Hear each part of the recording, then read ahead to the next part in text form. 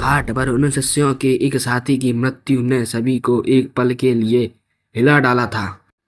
शरीर कुछ और मत समझना।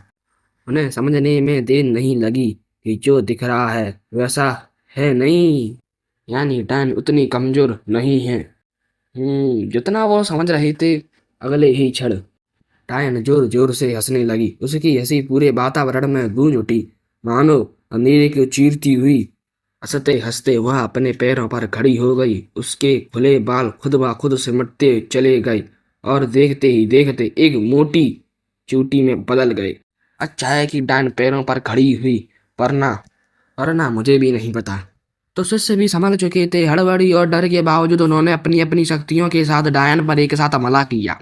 लेकिन डायन उनसे ज्यादा तेज और चतुर थी। उसने अपनी चोटी को सांप की तरह हवा में लहराया और बिजली की तेजी से अपने शत्रुओं पर झपट पड़ी। यहाँ सांप और बिजली का कॉम्बिनेशन लगता है। डायन के सबसे पास खड़ा एक शिष्य मंत्र पढ़ रहा था, लेकिन उसको क्या पता था कि मंत्र उसकी मृत्यु का कारण बन जाएगा। डायन के लंबे नुकीले नाखून उस शिष्य के शरीर को दो हिस्सों में काट देते हैं। इससे पता पड़ता है कि डायन एक फीमेल है, क्योंकि नाखून चलाना लड़कियों से बेहतर कोई नहीं जानता। एग्जाम्पल के लिए बिल्ली हो चाहे बैंड, दोनों नाखून चलाने में चूकती नहीं है, और आप शिकार बनने से नहीं चूकते।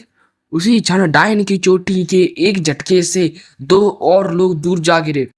यह देखकर कि डायन अब हमला करने के मूड में है, तो बाकी शिष्यों ने भी अपनी पूरी शक्ति झोंक दी। डायन ने भी अपनी आंखें बंद की। उसका शरीर हवा में थोड़ा ऊपर उठ गया। सामने से उड़ती नीली रोशनियां एक दूसरे में मिलती चली गईं और यह देखते ही देखते एक शक्तिशाली नीले गोले का रूप ले लिया, जो तेजी से डायन की ओर बढ़ने लगा। डायन हवा में तैरते हुए दोनों हाथ फैलाती है, मानो किसी अदृश्य चीज को थाम रही हो। जैसे ही वह नीला गोला उसके पास पहुंचा, उसने पूरी ताकत से हाथ किया और झोंक दिया। अब क्या झोंका ये मुझे भी नहीं पता। गोला मानो किसी अदृश्य दबाव में जकड़ने लगा। पल भर में उसकी चमक मध्यम पड़ने लगी और अगली ही सांस में,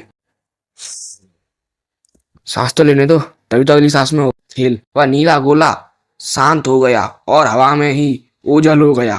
यह दृश्य अनंत पुजारी और उसके शिष्यों ने खुली नेत्रों से देखा। लेकिन तभी अचानक चीखों की आवाज गूंज उठी।